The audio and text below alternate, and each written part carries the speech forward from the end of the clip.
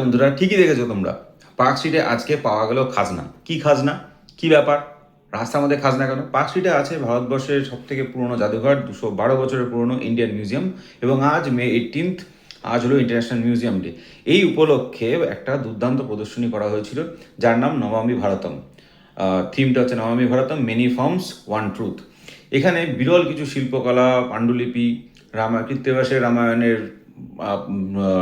থেকে শুরু করে রাজা রবিবর্মার কিছু অসাধারণ শিল্পকর্ম, এই সব কিছু ছিল।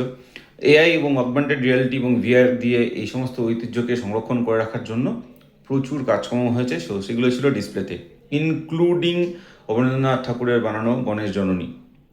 তো তোমরা কেমন লাগলো ইনফরমেশনটা?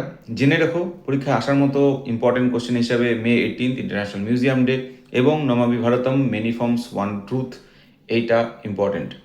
Thank you for watching, follow for more. আমাদের চ্যানেলটা সাবস্ক্রাইব করে রাখো। দেখা হচ্ছে পরের ভিডিওতে। ধন্যবাদ বন্ধুরা।